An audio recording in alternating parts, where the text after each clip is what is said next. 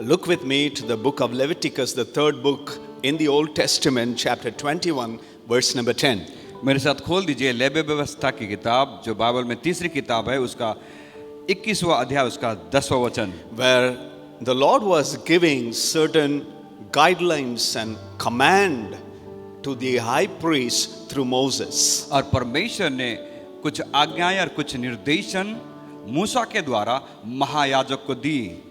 The high priest, the one among his brothers who has had the anointing oil poured on his head and who has been ordained to wear the priestly garment, must not let his hair become unkempt or tear his clothes. ऐसा क्या था? 10वां वचन, levy व्यवस्था उसके 21 अध्याय उसका 10. और जो अपने भाइयों में महायाजक हो, जिसके सिर पर अभिषेक का तेल डाला गया हो और जिसका पवित्र वस्त्रों को पहनने के लिए संस्कार हुआ हो, वह अपने सिर के बाल बिखरने न दे और अपने वस्त्र फाड़े. The Lord was telling to the high priest through Moses, you are anointed of God and you wear a priestly garment and you are not allowed to tear your garment. और परमेश्वर ने मूसा के द्वारा महायाजक को इस बात की आज्ञा देता है कि तुम्हारे जीवन के ऊपर अभिषेक का तेल उंडेला गया है और तुम्हें महायाजक का वस्त्र पहनाया गया है और तुम उसे फाड़ नहीं सकते. This is a command given to the high priest, and hardly we would give our thoughts and read it with attention. और ये परमेश्वर का वचन महायाजक के लिए कहा है. इन बातों को, आज्ञाओं को कई बार इसे जब हम पढ़ते हैं तो उतनी ज्यादा ध्यान हम नहीं देते. In the Bible days, anytime there was a calamity, suffering and sorrow, pain, the natural instinct, the first expression of the people in those days were just to tear the garment. Bible के दिनों में जब हम देखें, यदि किसी प्रकार की आपदा या किसी प्रकार की विपत्ति, कोई परेशानी या कोई समस्या हो जाती है, तो मनुष्य के प्रवृत्ति के हिसाब से लोग अपने वस्त्रों को फाड़ते थे. When they tore their garment, they were telling the people around, my life is torn apart, there is no solution, and I am in distress, pain and agony. और जब जो व्यक्ति अपने वस्त्र को फाड़ता है तो इस बात को बताता लोगों के सामने कि मेरे जीवन में सब कुछ खत्म हो चुका है और मैं निराश और हताश हो चुका हूं. And it was an universal expression when somebody is completely overwhelmed with sorrow, depression, discouragement and going through trials in their life. ये पूरे संसार में सार्वजनिक बात है कि जो व्यक्ति अपने जीवन में निराशाओं से, तकलीफ और परेशानी से गुजरते हैं, इस प्रकार का बर्ताव करते हैं. Remember the good and godly man Job, when the messengers came and broke the news that his children died, his cattle have been completely destroyed, the house wall fell down. The immediate response of Job was to tear his garment. और जब हम Bible के अंदर देखें अय्यूब के बारे में, अच्छा व्यक्ति, धार्मिक व्यक्ति, परमेश्वर को भय मानने वाला, लेकिन जब उससे ये समाचार मिला कि उसके बच्चे मर चुके, नाश हो गए हैं, और जब ये बात पता चली कि उसके सारे भेड़ बकरे नष्ट हो गए, उसका घर ढा दिया गया है, तो जो तुरंत अपने वस्त्र को फाड़ देता है. Though he says God gave and the Lord has taken away, but he did not stop there. He tore the garment just to tell the people around, my life is torn apart, I am in pain and sorrow, this could never be put together. हाँ, अय्यूब ने ऐसा तो कहा कि परमेश्वर ने दिया और परमेश्वर ने लिया, इसमें क्या बड़ी बात, लेकिन तब भी उसने अपने वस्त्र को फाड़े और लोगों की इस बात को जताया कि मेरे जीवन में सब कुछ खत्म हो गया, मैं दुख और तकलीफ और परेशानी से गुजर रहा हूं. In another occasion, the king of Samaria, when there was a famine in the land, people were eating cow dung and donkey's head. He comes to know one of his citizens, where the lady cooked her own child and ate. He was badly hurt. stricken with pain, and he tore the garment. और जब सामरिया के राजा के बारे में देखे तो एक समय ऐसा आया, अकाल का समय, जहां पे लोग के पास खाने के लिए कुछ नहीं थे, गधे के सिर को भी वो लोग खा रहे थे। और एक घटना ऐसा घटती है जहां पे एक माँ अपने बच्चे को पका के खाती है। तब जब राजा इस बात को सुनता है तो वो दुख और तकलीफ से अपने वस्त्र को फाड़ देता है। When Joshua was in the threshold, the interception of entering into the promised land, the Lord gave a promise, nobody will be able to stand up against you. But they were defeated when they entered into the city of Ai. और जब यहोशू की जब हम बात करें, जब यहोशू उस वायदा के देश के मझधार में पहुंचने वाला था और उस वक्त इस प्रकार की परिस्थिति आई जहां पे उन्होंने लड़ाई की और आई करके शहर था उसे वो हार गए, तब यहोशू ने अपने वस्त्र फाड़े। He could not understand what had happened in his life. और वो नहीं समझ पाया, जबकि परमेश्वर ने उससे कहा था कि मैं तेरे साथ में दूंगा, मैं तुम्हें विजय दूंगा, लेकिन वो समझ नहीं पाए ऐसा क्यों हुआ। God gave me a promise. परमेश्वर ने मुझे वायदा दिए थे I would never be defeated. कि मुझे कोई हरा नहीं सकता। But now my people have experienced defeat. लेकिन आज मैं और हमारे लोग उस असफलता को हम देख रहे हैं। He and the elders, their natural instinct was to tear the garment. और ऐसे बुजुर्ग थे, उनकी प्रवृत्ति ऐसी थी है जो अपने वस्त्रों को फाड़ देते थे। And even when David heard that his son died, he tore the garment.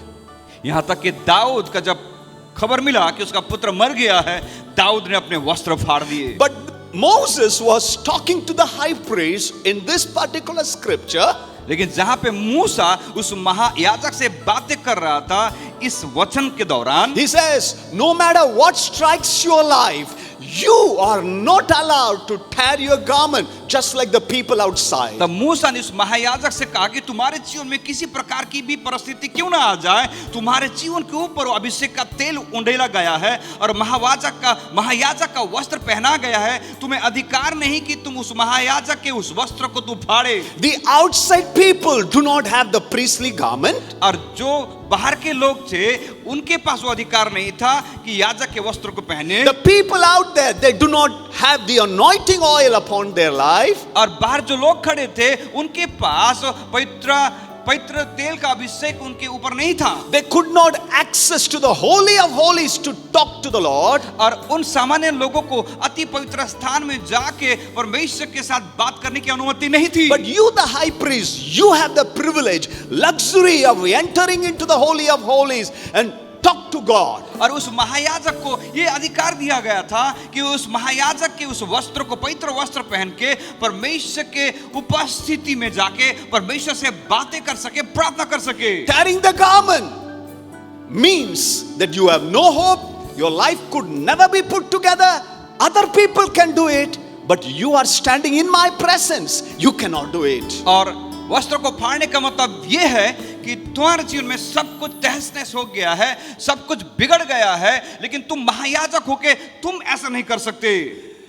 We know in the New Testament, in the New Covenant, where 1 Peter chapter 2 verse number 9 says, you are a chosen people, a royal priesthood, a holy nation unto the Lord, a special possession. और जब हम पहला पत्र उसका 2 उसका 9 में जब हम पढ़ते हैं तो परमेश्वर को इस प्रकार से कहता है, तुम याजक हो और तुम पवित्र हो और चुने हुए हो।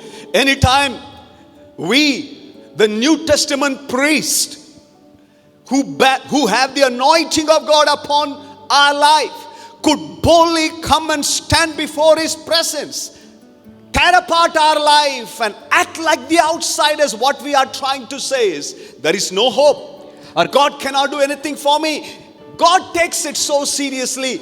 It is an insult to God and the anointing upon our life. और जब नए नियम के याजक भी जब उनके जीवन में किसी प्रकार की आपदाएं हो जाती है, जिनके ऊपर परमेश्वर को अभिषेक का तेल उंडेला गया है, जिन्हें उस पवित्र वस्त्र पहनाया गया है याजक का, और लेकिन जब अकस्मात आने से हम यदि वस्त्र को फाड़ देते हैं बाकी दूसरे लोगों के समान, तो प्रभु कहता कि ये आदर की बात नहीं है। Does not mean that we will never have any problem or issues in this life. इसका मतलब ये भी नहीं कि हमारे जीवन में कोई समस्या, कोई तकलीफ और कोई विवाद नहीं होगी, ऐसा भी नहीं है। Jesus said in John's Gospel chapter 16 verse 33, in this world you will have trouble. और यूहन्ना का सुसमाचार 16 उसका 33 जब हम पढ़ते जहाँ पे प्रभु यीशु मसीह ने कहा जब तुम संसार में रहोगे तो दुख और कलेश तो आएंगे ही. We all will go through pain, sorrow, inexplicable setbacks in this life. कई बार इस जीवन में हम ऐसे दर्द, ऐसे दुख और ऐसे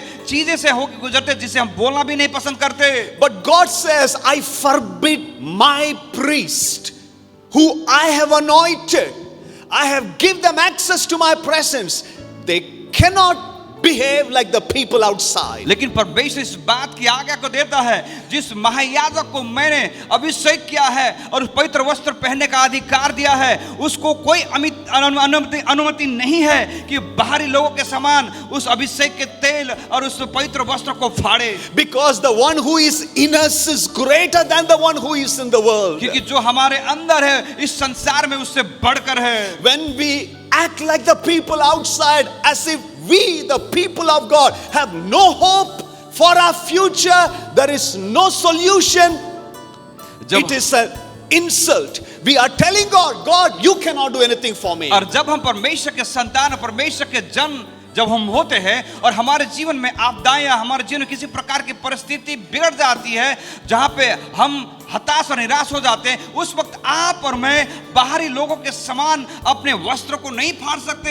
यदि हम फाड़ते हैं इसका मतलब हम परमेश्वर से कहते हैं कि परमेश्वर कि आपने जो कहा और किया है वो सही नहीं है और हम परमेश्वर का अपमान करते We हैं. all will go through tough situation. हम सब कड़ी मुसीबतों से गुजरते हैं. But as we, the people of God, in the New Testament, the priest of the one true living God, anointed of God, our response to the issues got to be different. और हम परमेश्वर के जो संतान है, नए नियम के हम याजक हैं, तो हमारे जीवन में इस प्रकार के दुख और तकलीफ जब आ जाती है तो आप और मैं उसका प्रत्युत्तर कैसे करते हैं? क्या संसार के लोगों के समान अपने वस्त्रों को फाड़ते हैं? 2 Corinthians chapter 4 verse number 8, Paul was so honest. He says, we are hard pressed from every side, but not crushed, perplexed but not in despair. और दूसरा कुरिन्थी 4 उसका 8 में जब प्रेरित पौलुस के बारे में देखते हैं जहाँ पे प्रेरित पौलुस कहता है कि मैं तो सताया गया और चारों तरफ से दबाया गया हूँ. In all these things, we are more than a conqueror. लेकिन इन सारी बातों के बीच में हम विजय से भी बढ़कर हैं. Look at our high priest, Jesus और Christ. जब हम अपने महायाजक प्रभु यीशु मसीह को जब हम देखें, He was crucified on the cross of Calvary. Kalvari के क्रूस पे उन्हें लटकाया गया. The Roman soldiers spat on his face. और रोमी सिपाही ने उनके मुंह पे थूका. His side was pierced by the soldiers. और उस सिपाहियों ने उसके पंजर को भाले से भेदा. His head was crowned with thorns more than 3 inches depth into his skull. और सर पे कांटों का मुकुट रखा गया जो 3 इंच उसके सर के अंदर घुसी. Counted along with the criminals hanging on the cross. और जो अपराधी थे क्रूस पे टंगे हुए थे उनको उनके साथ गिनती की गई. Jesus too had a garment. अब प्रभु यीशु मसीह के पास भी वो वस्त्र था याजक का. The soldiers wanted to divide among themselves. और जहाँ पे सिपाही उस वस्त्रों को आपस में बांटना चाहते The थे. enemy of our soul thought that he would tear those garments. और हमारे आत्मा का शत्रु जो है उन सारे वस्त्र जो परमेश्वर की ओर से हमसे मिलते हैं उसे तोड़ देते हैं, फाड़ देते हैं. Here is our Lord and Savior, the high priest. और यहाँ पे परमेश्वर उस महायाजक से कहता है, You cannot touch my garment. You cannot divide it. तुम मेरे उस वस्त्र को नहीं फाड़ सकते, उसे नहीं छू सकते. Because I stand as the high priest for my people. क्योंकि मैं अपने लोगों के लिए महायाजक के स्थान पे खड़ा रहता हूँ. But at the same time, the high priest before who Jesus was brought. लेकिन जो महायाजक था जिसके पास यीशु को लाया गया, Matthew's Gospel chapter 26 verse number 65. मत्ती का सुसमाचार उसका 26 उसका 65 जब हम पढ़ते हैं, When they asked Jesus, are you the Messiah? और जब लोगों ने पूछा यीशु जी कि तू ही मसीहा है, Are you, as you claim to be the Lord and Savior? क्या तू ही संसार में उद्धारकर्ता के रूप में आया? Jesus responds to them and says, yes, as you say. और यीशु मसीह ने कहा तू ही तो कह रहा है. These high priests, according to the Old Testament, according to this scripture, they should not have torn the cloth. और ये महायाजक जो पुराने नियम के हिसाब से उन्हें अपने वस्त्र नहीं फाड़ना चाहिए, But what did they do? लेकिन उन्होंने क्या किया? They tore their garment before the King of Kings and the Lord of Lords. और उस राजा के राजा प्रभु के सम्मुख उन्होंने उस वस्त्र को फाड़े. The miracle maker, bondage breaker, mountain mover, he was standing just opposite to them, but they tore their garment. वो परमेश्वर जो परमेश्वर छुटकारा देने वाला, रास्ता निकालने वाला परमेश्वर, जो पहाड़ को मैदान करने वाला परमेश्वर, उस परमेश्वर के सामने इन्होंने उस महायाजक के वस्त्रों को फाड़े। You and I may not understand why certain things happen in our life. अरे आप और मैं कई बार ऐसे हो सकते हैं हमारे जीवन में जो चीजें होती है उसे समझ ना पाए, But our response to the issues, लेकिन उस समस्याओं का प्रत्युत्तर हमारा, when you have a bad medical report, जब आपके पास जो गलत बुरा जो समाचार मिलता है रिपोर्ट में मेडिकल से, when you are in a financial crisis, जब आपके जीवन में आर्थिक समस्या से आप when you are surrounded with challenges and enemies and obstacles, और जब आप अपने चारों तरफ चुनौतियों का सामना करते हो, शत्रु से घिरे रहते हो, your response is not going and watching some movie, और उस वक्त आपका प्रत्युत्तर ये नहीं रहना कि आप जाके किसी प्रकार के चलचित्र को आप देखो, or as the world says, just go there, relax there, chill. No, our response is as it is written in the book of Joel chapter 2 verse number 13. Joel says, rend your heart, not your garment. और ऐसा क्या था, किसी प्रकार की परिस्थिति हो जाती है अकस्मात हमारे जीवन में, तो लोग जिस प्रकार से कहते तुम जाके थोड़ा सा रिलैक्स होके आ जाओ या आराम फरमाओ, ऐसा नहीं। लेकिन योएल की किताब उसका 2 अध्याय उसका 13 वचन ऐसा कहता है कि तुम वस्त्र लेकर अपने मन को ही फाड़ो। Let the brokenness of your life draw you close to the Lord. आपके जीवन का टूटापन आपको यीशु के करीब खींचने पाए, He is the only source of your joy in this life. क्योंकि इस जीवन में सिर्फ प्रभु यीशु मसीह ही आपके जीवन में आनंद का कारण है। Rend your heart, let it drive to His presence. और अपने वस्त्र को नहीं, लेकिन आपके हृदय को ही फाड़ के, दिल को फाड़ के परमेश्वर के करीब आए। You sit at His presence, और आप उसकी उपस्थिति में बैठते हो, and He speaks to you. और वो आपसे बात करता है, He tells you you are His own, और वो आपसे कहता कि तू मेरा है, and He tells you that He will fight your battle. और वो कहता कि तेरी लड़ाई को मैं लड़ूंगा, He tells you no weapon formed against you shall prosper. और वो कहता कि तेरे विरुद्ध जितने भी हथियार उड़ते हैं वो तेरे ऊपर कभी भी सफल नहीं होंगे। And His word becomes so real to you because you are anointed of the Lord. और उसका वायदा, उसके वचन आपके जीवन में वास्तविक होता है, क्योंकि आप परमेश्वर के द्वारा अभिषेक किए गए हो। Then you know nobody around you will be able to help other than God Himself. और जब आप उस समय जान पाओगे कि आपके चारों तरफ जो भी है कोई आपको मदद नहीं कर सकता सिवाय के परमेश्वर। God wants His children to come to Him. परमेश्वर चाहते कि उसके संतान परमेश्वर के पास आए। We read in the book of Acts chapter 14 verse number 22, with much tribulation we will enter the kingdom of God. और ऐसा कहता है प्रेरित की किताब उसका 14 उसका 22 ऐसा कहता कि कड़ी मेहनत और जद्दोजहद के साथ हम परमेश्वर के राज्य में प्रवेश करते हैं। Not few tribulation. और थोड़ा सा तकलीफ और समस्या नहीं। Our life is not going to be a bed of roses. और हमारा जीवन ऐसा नहीं कि हम गुलाब के ऊपर चलते हुए हम आगे बढ़े। There will not be any problem. किसी प्रकार की समस्या नहीं रहेंगी, ऐसा नहीं। You will be blessed with lot of finances. और आप आशीषित रहोगे कई सारे आर्थिक बातों में। But what does the scripture say? लेकिन बाइबल क्या कहती है? We must go through many hardship और कहता कि हमें कई सारे मुसीबत और तकलीफों का सामना करते हुए आगे बढ़ना to है, enter the kingdom of God. ताकि परमेश्वर के राज्य में हम प्रवेश कर सके। Don't tear your garment because of the anointing of God. आपके जीवन के ऊपर परमेश्वर का अभिषेक का तेल उंडेला गया है, इसलिए उस याजक के वस्त्र को न फाड़े। When Jesus died on the cross, जब प्रभु यीशु मसीह क्रूस पे मारे गए, that curtain that divided people to the holy of holies, और जो पर्दा लोग और पवित्र स्थान को अलग करके रखती थी, the heaviest curtain, जहाँ पे जो बहुत ही भारी भरकम जो पर्दा था, the historian Josephus says like this. और इतिहासकार जोसेफर इस प्रकार से कहता है। Josephus was a secular historian. और जो जोसेफर जो था, जो संसार की रीति का जो इतिहासकार था, He lived in the same time like Jesus. और वो भी यीशु मसीह के समय काल में ही जिया। The curtain was so heavy, even 18 chariots would not be enough to carry it. और वो जो पर्दा था पवित्र स्थान में वो इतना भारी था जहाँ पे 18 जो रथ घोड़े भी उसको नहीं संभाल सकते। But who tore it? लेकिन किसने उसे फाड़ा? The creator of the heavens and the earth. इस संसार को बनाने वाला परमेश्वर ने। He wanted everybody, the heathens, the outsiders, to enter into His presence. ताकि परमेश्वर चाहते थे कि संसार के जितने भी अन्य जाति हैं, हर एक लोग बाहर है, वो हर एक व्यक्ति परमेश्वर के सम्मुख आ पाए। You do not need any other mediator to pray for you. और आपको और किसी महायाजक या मध्यस्थकार की जरूरत नहीं है जो आपके लिए प्रार्थना करे। You cannot react like the other people. और आप दूसरे लोग जिस प्रकार से व्यवहार करते प्रत्युत्तर देते हैं उस प्रकार से नहीं करना है। Let whatever happen in this world, इस संसार में हमारे जीवन में कुछ भी क्यों ना हो जाए, my response is going to be different. लेकिन मेरा प्रत्युत्तर उस परिस्थिति का अलग रहना है। And the simple reason is this: एक साधारण जो बात ये है I am anointed of God. He has anointed me.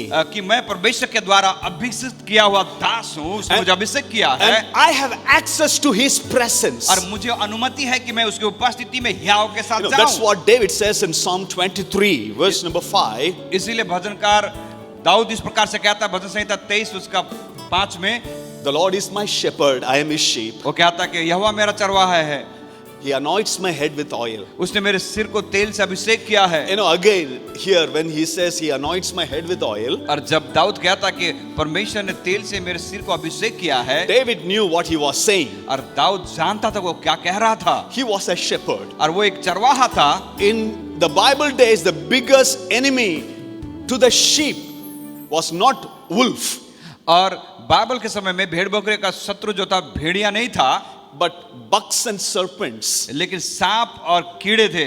They would come and sit in their eyes. और जो आके उन जानवरों के आंखों में बैठ जाते थे, So the sheep would not be able to see. ताकि वो जो भेड़ बकरी थे उन्हें दिखाई ना दे, Or they would get into the ears. या फिर वो कान में घुसते थे छोटे कीड़े। So what the shepherds would do, तो उस वक्त जो चरवाहा क्या करता था, they would make a very pungent oil with so many different seeds that would smell so bad. तो जो चरवाहा रहते थे वो क्या करते थे, कई सारे चीज बीजों को मिलाकर एक इत्र बनाते थे, And they would pour in every sheep's head. और वो तेल को हर एक भेड़ बकरी के ऊपर उंडेलते थे। So any bugs or serpent come, और किसी प्रकार का कीड़ा और सांप यदि उनके पास आए, when they would be grazing in the bushes, और जब वो उस झाड़ियों में घिरे रहते थे, it is like a repellent, like odomas, they say. When they come close to these sheep, they would smell it, they would not get into their eyes or ears or head.